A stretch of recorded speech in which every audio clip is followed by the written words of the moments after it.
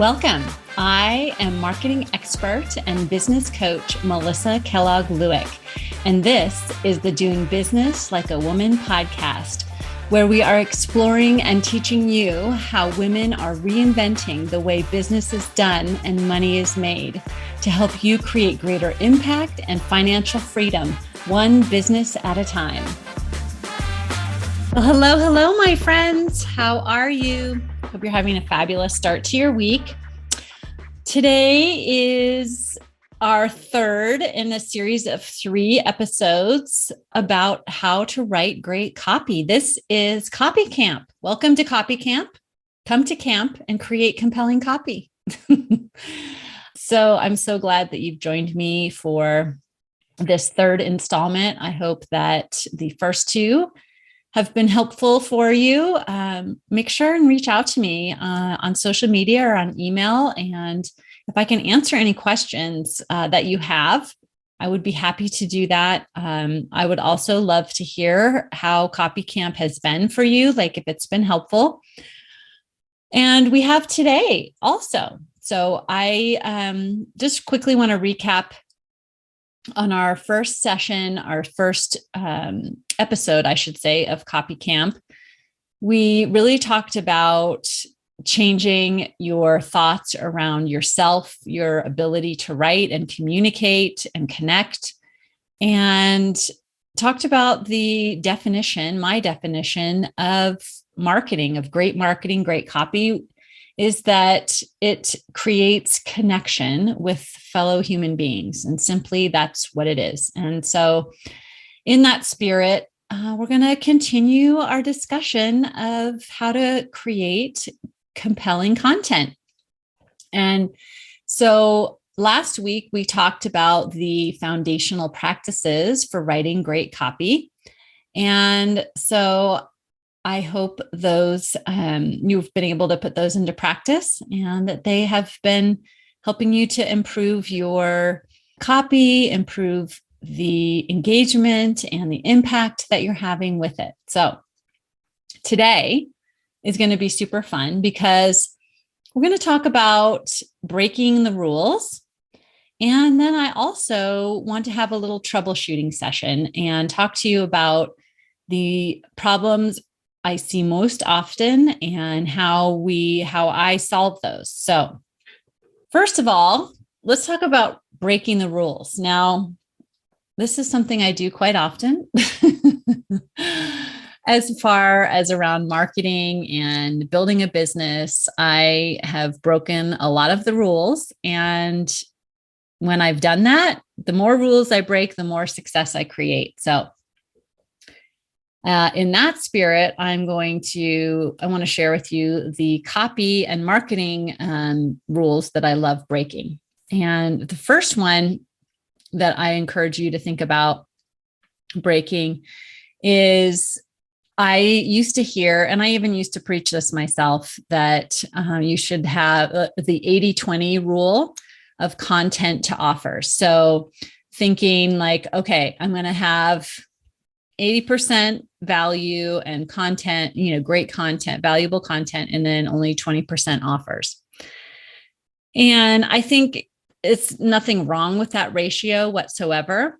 But I think where we get tripped up is in thinking if we're doing it right.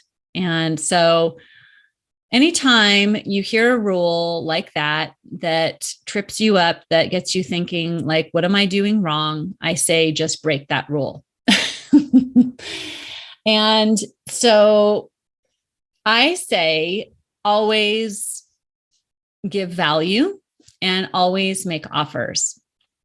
I definitely think that you're going to have get more traction and more results when you are giving as much value and over delivering as much as possible.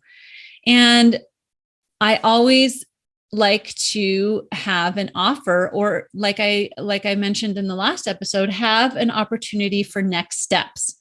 So you don't just put copy or content out and not offer a next step for your reader or your listener or watcher. You always want to have that next step, because Of course, people are going to fall in love with you and what you have to say, what you're putting out there. They want to go to the next step with you. So why wouldn't you have a next step in there? So just forget about whether it's 80 or 20 or 5 or 95 or 50-50. It doesn't matter. I want you to think about, how can I be over delivering and offering value at every opportunity, and then offering the reader a next step to get in touch with me, to schedule an appointment with me, whatever it is. All right. So that is rule number 1 that you can break. Rule number 2 is, we've heard this a lot, don't give away too much. Like, don't give away the gold, right? You've got to keep the gold for the paying clients. And I think that is BS.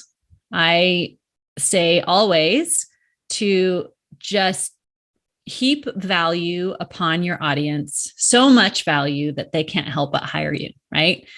And that will never steer you wrong.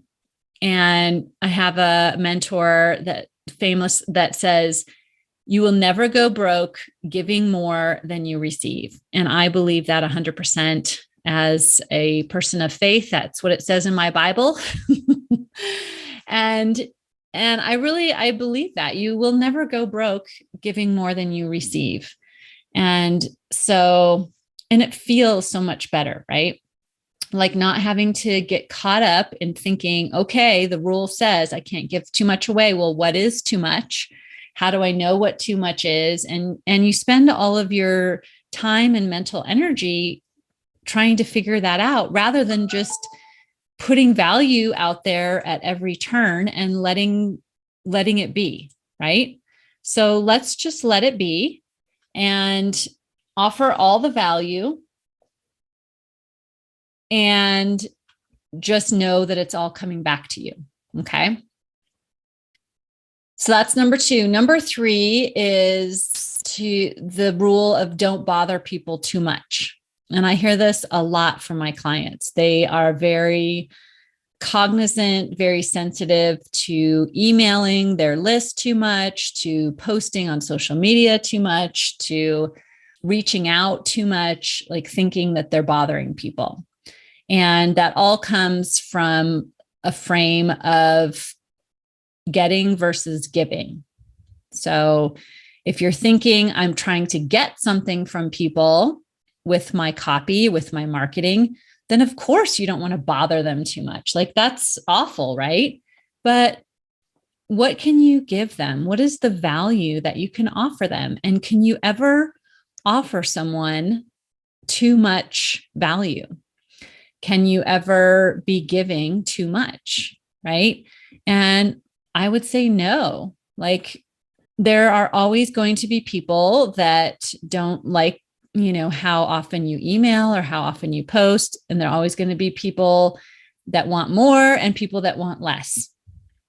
And that's totally fine. Let them be them. And you just continue loving, serving, heaping value upon them. And if they want to step away from that value, that's totally fine, right? Just let them go. So that's another rule that I don't subscribe to. Now, that doesn't mean that I'm emailing my list every day. I don't. I literally don't have time to. But I think what I do is I do post on social media almost every day. And I do post videos and stories almost every day. And so that is my way of offering value. And I have never had anybody say to me, well, I think you're emailing me too much or posting on social media too much. I've never had anyone say that because they don't really need to, like they can just scroll by, right? That's my thought around that. So there's the rules that you can break. Now I want to turn the focus to troubleshooting. And so what if you say to me, Melissa, my content isn't converting. What is happening here? I have lots of thoughts about this. And want to discuss with you how I go about troubleshooting with my clients and what are the issues that I see most often. Number one is that we forget that value equals money. And so if you want to make more money with your copy, with your content, you need to be offering greater value density and or quantity of value in your copy, in the copy you're currently producing. And what does that take? That takes knowing what your audience values, what is the result that they want, what are the desires they have, and how can you help them to solve their problem, get what they want faster and easier, and doing that through your copy. So you need to know, what kind of value you're putting out there. And if you feel like it's not converting like you'd like to, start thinking about how you can make it more dense with value, how you can make it easier for your audience to get the result that they want. Do some thinking and journaling around what is valuable to them and what is value in the way that you can offer it. And that's work I do a lot with my clients. We talk about the service that they provide and not only the features and benefits. Remember, we're not just talking about features and benefits. We're talking about the result that you offer and what is the value of that result to your clients. And I'm not just talking about financial value, but what the transformation or the change or solving the problem will mean to them, to their lives, to their futures, right? So, and then how can you help them get that? And how can you help them through the copy and the content that you are producing to get that result? And just keep in mind that this is something that we all have to continually work on. We are continually improving and getting better if we're working on it, right? And so same for me, like I am not perfect in this regard. And I'm still always seeking continuous improvement. So just challenge yourself and your mind in a new way and thinking around value and how you can help your clients, your audience at a deeper level. And then number two, what I like to look at is consistency around troubleshooting. And if copy and content isn't converting, consistency may be an issue. I want you to remember that consistency compounds. So consistently providing value over time in a very trustworthy way that your audience can learn to trust you and count on you will create more and more clients. And it not only makes you better at your craft and better at offering value, like we just talked about, but the practice of consistency will result in compounding results. Okay. So just like if you think about compound interest, if you're saving for retirement, like I am at my age, saving for retirement, we are counting on compounding interest, right? So we've saved a little bit of money over a lot of years. And when that compounding effect gets rolling, then the savings, it's interest upon interest, then the savings balance grows exponentially and much faster. And it's the same with your value that you're putting out there, the consistent content that you're putting out there. The compounding effect will begin as you consistently are providing value. Now, you don't have to wait 20 years like we do with our retirement accounts for this to happen, right? But I want you to think about consistently creating and providing value and content for months and months and months without expecting a major return. Okay. It's not like, okay, I'm going to go out and write a sequence of 5 emails and send them out, and now I'm expecting 5 clients. Like, that's not how it's going to work. You need to commit to consistently over time, over a period of months, providing value to your audience, and then you will begin to see a return. All right. And so what that means is also you get to decide what consistency means for you. Now, I'm not going to be the one to sit here and tell you you've got to post every day or send 1 email a week or whatever. None of that matters. What matters is that you're doing it consistently. So find a schedule that you can keep up with and keep up with it. Give it a try, see what the results are. If you feel like you could be providing value more frequently, then, and you want to do that, then do that. But it's not the schedule that's going to create the results. It's you providing value and doing it consistently that's going to provide or is going to create results. All right. So number 3, what I like to look at in terms of troubleshooting is, what are you expecting? What are your expectations on getting results from the copy that you're creating? Now, a lot of people will say to me, well, I posted, every day for a whole week and nothing's happening. Nobody's engaging with my content. What's wrong? And first of all, when we just go back to thinking about consistency, you've got to be doing it over a longer period of time before people will begin to trust you. They will begin seeing your content, reading your things, and will begin engaging with it. But seeing you come across their feed on social media or across their inbox a couple of times is not going to create engagement.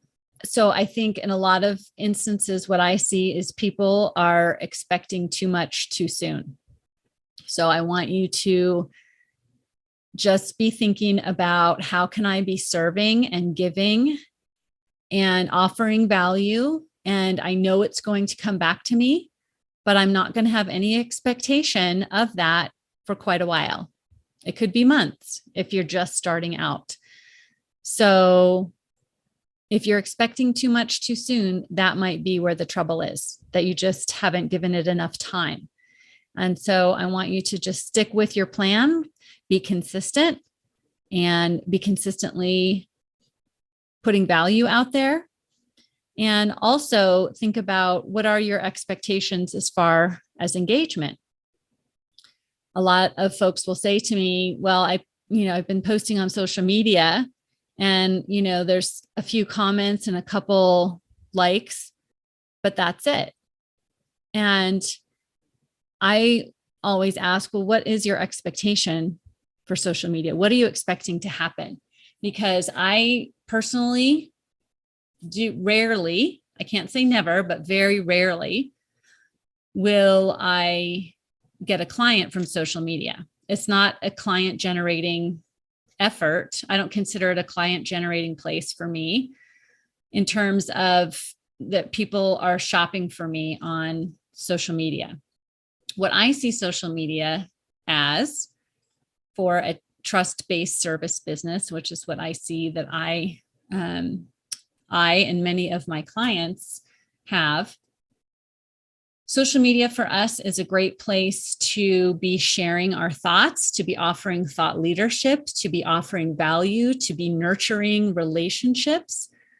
But I think it's kind of unreasonable for us to be expecting that it's going to be a client generating venue. So just check yourself as to what your expectations are, and think more about what you can be giving rather than getting. Because when you're focused on giving and loving and serving and giving as much as you can, then the getting will take care of itself. Okay, so number 4, what I always am thinking about is Are you taking risks? And so for me, what that means is like an emotional risk, like sharing something vulnerable about yourself or just kind of offering something that other humans can relate to. Because if we're just putting out content and copy that is full of value, but not really personal, it's not going to convert because you sound and appear very corporate, right? So I like to think about sharing a little something personal or just kind of taking that emotional risk of revealing something that really allows other humans to connect with you and to see you in your vulnerability just a little bit. I mean, you don't have to obviously be an open book or anything like that, but letting them know that you share in their struggles, because we will always connect with others when we hear about their struggles. We admire others for their accomplishments, but we connect with them in struggle. So I encourage you to just think about that in your content. And if it's not converting, maybe it's just because it's not revealing anything personal or allowing people to connect with you. And then finally, do you have a call to action or a way for people to convert? Are you offering next steps? Are you offering next steps that I would consider what I call a micro conversion, which is a small step they can take in furthering their relationship with you? So, for example, if you do a video, or even if you write an email and send it out to your email list, what is that audience most likely to do as a next step? And yes, they've subscribed to your email list. They're now receiving your email. Now, what is a next small step for them that's not a lot of commitment? Our audience wants to go further in relationship with us, but I almost think about it like dating. So, for example, if you go out on a coffee date with someone that you met walking your dog or something, right? And they ask you out for coffee, that seems doable. That's not a huge commitment. You're not going to be like sitting down to a 2-hour meal with them. Like, it's a comfortable micro conversion. But if you meet someone while you're out walking your dog and they're like, oh, let's go away for a ski vacation in Vail. Like, that's way too much. That's too much, too fast, right? So if you think about it in that way, are you offering a call to action that's like a micro conversion, just like a nice, non-committal, easy next step for them? So those are the 5 areas of troubleshooting that I think about when someone comes to me and says, what if, that my content isn't converting? That's what I would look at. So that would be for you to work on this week. I would say, just think about those 5 areas. If you feel like your content isn't converting in a way that you would like it to. I mean, we talked about, are you expecting too much? So that's definitely one thing. But yeah, we always want to be growing our list and just nurturing those relationships along. So if those relationships aren't moving along, these are the 5 things that I would suggest you take a look at. So that's what I have for you, my friends. And this is a conclusion to Copy Camp. So I hope this has been super helpful for you in learning how to create compelling content, create compelling copy, further connect and develop relationships with your audience to grow your list and grow your business.